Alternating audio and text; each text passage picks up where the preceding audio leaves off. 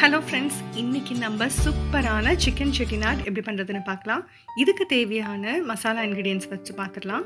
4 ஏலக்காய், 4 லவங்கம், 1 மராத்தி மூக்கு, 1 நட்சத்திர மூக்கு, அதோட இதழ் வந்து தனித்தனியாக இருக்குது, அவ்வளோதான். அப்புறம் கொஞ்சம் கல்பாசி, 1 பிரிஞ்சி இலை, 3 இன்ச் அளவுக்கு பட்டை, அதுக்கப்புறம் 2 டீஸ்பூன் அளவுக்கு முழு மல்லி நமக்கு தேவைப்படும், 1 டீஸ்பூன் அளவுக்கு ஜீரகம், 1 டீஸ்பூன் அளவுக்கு முழு மிளகு, அப்புறம் 1/2 டீஸ்பூன் அளவுக்கு சோம்பு, 5 காய்ஞ்ச மிளகாய். இப்போ நம்ம என்ன பண்ண போகிறோம்னா, ஒரு அகலமான பாத்திரத்தில் எண்ணெய் சேர்க்காம இந்த இன்க்ரீடியன்ட்ஸ் எல்லாத்தையும் மொத்தமாக போட்டு நம்ம ட்ரை ரோஸ்ட் பண்ணி எடுத்துக்கலாம். ஓரளவுக்கு நல்ல வாசம் ஆகிற அளவுக்கு நம்ம ட்ரை ரோஸ்ட் பண்ணிக்கலாம். மீடியம் ஃப்ளேம்லேயே வச்சு ட்ரை ரோஸ்ட் பண்ணலாம். அதே நேரத்தில் கைவிடாமல் வதக்கி எடுத்துக்கலாம். இப்போ அடுத்தது 1 கீத்து அளவுக்கு கருவேப்பிலை. இதையும் வந்து எண்ணெய் எதுவுமே சேர்க்கல, ஆனால் தனியாக ட்ரை ரோஸ்ட் பண்ணிக்கலாம். இது நல்லா ட்ரை ஆகணும். அதுக்கப்புறமேட்டு நம்ம ட்ரை ரோஸ்ட் பண்ண இன்க்ரீடியன்ஸ் கூட சேர்த்து இதை நல்லா ஆற விட்டுறலாம். ஆற விட்டதுக்கு அப்புறமேட்டு நம்ம அரைக்கலாம். அதுக்கு முன்னாடி நம்ம அரைக்கிறதுக்கு நமக்கு இஞ்சி பூண்டு ரெடி பண்ணணும். பூண்டு பார்த்தீங்கன்னா ஒரு 5 பல் பூண்டு எடுத்திருக்கேன். இஞ்சி பார்த்தீங்க அப்படின்னா ஒரு 3 இன்ச் அளவுக்கு இஞ்சி எடுத்திருக்கேன். இப்போ எல்லா இன்க்ரீடியன்ஸும் நல்லா ஆறிடுச்சு. இதை ஒரு மிக்ஸி ஜாரில் போட்டு நம்ம அரைச்சி எடுத்துக்கலாம். முதல்ல எடுத்தோன்னே தண்ணி சேர்க்க வேண்டாம். அப்புறமேட்டு நம்ம கொஞ்சம் கொஞ்சமாக தண்ணி சேர்த்து அரைச்சிக்கலாம். ஸோ இப்போ தண்ணி சேர்க்காம ஃபஸ்ட்டு ஓட்டுனதுக்கு அப்புறமேட்டு இந்த மாதிரி இருக்கும். அதுக்கப்புறமா கொஞ்சம் கொஞ்சமாக தண்ணி தெளித்து நம்ம இதை நல்ல மையான விழுதாக அரைச்சி எடுத்துக்க போகிறோம்.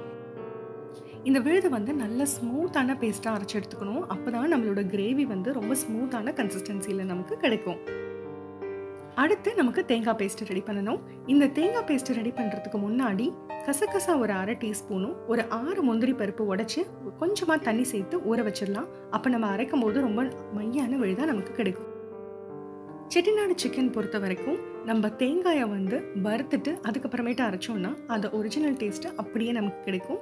ஸோ நம்ம தேங்காய் சில்லெல்லாம் சின்ன சின்னதாக தான் இருக்குது, அதனால நல்லா ட்ரை ரோஸ்ட் பண்ணிக்கலாம். ஓரளவுக்கு அங்கங்கே கோல்டன் ப்ரௌன் வந்ததுக்கு அப்புறமேட்டு அதை ஆஃப் பண்ணிடலாம். இந்த தேங்காயும் நல்லா ஆறணும். சூடு இருக்கும்போது நம்ம அரைக்கக்கூடாது. ஆறினதுக்கு அப்புறமேட்டு தேங்காய், முந்திரி, கசகசா இதெல்லாம் சேர்த்து நம்ம அரைச்சி எடுத்துக்க போகிறோம். இதுவும் அதே மாதிரி தான். முதல்ல தண்ணி தெளிக்காமல் அரைச்சிக்குவோம். அதுக்கப்புறமேட்டு கொஞ்சம் கொஞ்சமாக தண்ணி தெளித்து நல்ல ஸ்மூத்தான பேஸ்ட்டாக இதை அரைச்சி எடுத்துக்கலாம். அவ்வளவே தான். நம்ம மசாலா இன்க்ரீடியன்ஸோட விழுது ரெடி பண்ணிட்டோம். தேங்காய் விழுது ரெடி பண்ணிட்டோம். இதை தவிர நமக்கு வெங்காயம், தக்காளி மட்டும்தான் தேவை. வெங்காயம் ஒரு பெரிய வெங்காயம், தக்காளி 2 நல்ல பெரிய தக்காளி எடுத்துக்கலாம்.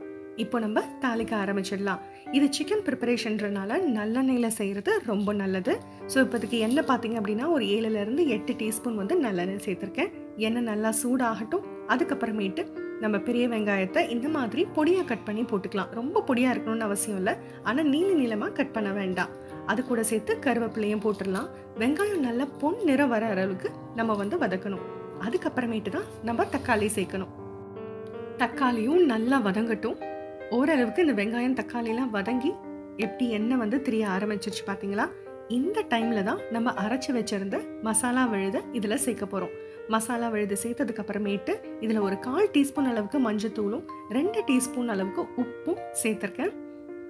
அந்த விழுதும் நல்லா இந்த எண்ணெய், வெங்காயம், தக்காளி இதோட சேர்ந்து நல்லா வதங்கணும். நல்ல எண்ணெய் திரிஞ்சு வரணும். அந்த அளவுக்கு சிம்முக்கும் கொஞ்சம் ஜாஸ்தி வச்சு வதக்கிட்டு அப்புறமேட்டு நம்ம தயிர் சேர்க்க போகிறோம்.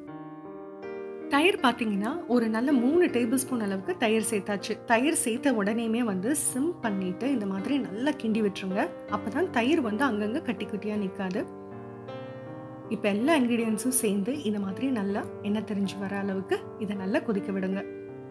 நடுவில் கிண்டி விடணும். அதுக்கப்புறமேட்டு நம்ம சிக்கனை சேர்த்துடலாம். சிக்கன் பார்த்தீங்கன்னா ஒரு 3/4 கிலோ அளவுக்கு சிக்கன் எடுத்து மஞ்சத்தூள், லெமன் ஜூஸ் இதெல்லாம் போட்டு க்ளீன் பண்ணி ஸ்ட்ரெயின் பண்ணி வச்சுட்டு இப்போ தான் நம்ம சிக்கனை சேர்க்க போகிறோம். சிக்கன் சேர்த்ததுக்கு அப்புறமேட்டு இந்த விழுதோட சிக்கன் வந்து நல்லா குக் ஆகட்டும். ஒரு கொதி வந்ததுக்கு அப்புறமேட்டு நம்ம அரைச்சி வச்சிருந்த அந்த தேங்காய் விழுதை இதில் சேர்த்துடலாம். இப்போவே நமக்கு செட்டிநாடு சிக்கன் கலர் கொடுத்துருச்சு. நல்ல வாசம் இந்த ஸ்டேஜ்லேயே கமகமான்னு இருக்கும். இப்போ நான் வந்து ஒரு 1/2 டம்ளர் அளவுக்கு தண்ணி சேர்த்துருக்கேன். ஏன்னா வெறும் தேங்காய் விழுது அதுக்கப்புறமேட்டு அந்த பேஸ்ட் வச்சு நம்ம ப்ரெஷர் குக் பண்ணோன்னா கண்டிப்பாக அடி பிடிச்சிரும். இப்போது இதை ஒரே ஒரு விசிலுக்கு மீடியம் ஃப்ளேமில் வச்சு ப்ரெஷர் குக் பண்ணி எடுத்துக்கலாம். இப்போ ப்ரெஷர் ரிலீஸ் ஆனதுக்கப்புறமேட்டு நம்ம ஓப்பன் பண்ணி பார்க்கலாம் எப்படி இருக்குன்னு. பாருங்கள் எவ்வளோ சூப்பராக ரெடி ஆகிடுச்சு. இது வந்து குழம்பு கன்சிஸ்டன்சியில் நமக்கு இருக்கும். இதை மீடியம் ஃப்ளேமில் வச்சு நல்லா கொதிக்க விடலாம். அப்போது நமக்கு கிரேவி கன்சிஸ்டன்சி வந்துடும். அவ்வளவே தான். ஒரு 10-15 நிமிஷம் இதை அப்படியே மீடியம் கன்சிஸ்டன்சியில் வச்சு கொதிக்க விடுங்க. நடுவில் கொத்தமல்லி தழை கொஞ்சம் தூவி அதோட சேர்த்து கொதிக்க விடுங்க. அவ்வளவே தான். கன்சிஸ்டன்சி வந்துருச்சு பார்த்தீங்களா? நல்ல எண்ணெய் தெரிஞ்சு வந்துருச்சு, கலர் வந்துருச்சு, நமக்கு கிரேவி கன்சிஸ்டன்சியும் வந்துருச்சு. ரொம்பவே ஈஸியாக சூப்பரான சிக்கன் செட்டிநாட் வீட்லேயே பண்ணிட்டோம் பார்த்தீங்களா? இது சப்பாத்தி, பராத்தா, நான், அதுக்கப்புறமேட்டு ஜீரா ரைஸ் வச்சு அது கூட சேர்த்து சாப்பிட்றதுக்கு எல்லாத்துக்குமே சூப்பராக இருக்கும். கண்டிப்பாக ட்ரை பண்ணி பாருங்கள். எப்படி வந்ததுன்ற கமெண்ட்ஸை எனக்கு ஷேர் பண்ணுங்கள். தேங்க்யூ.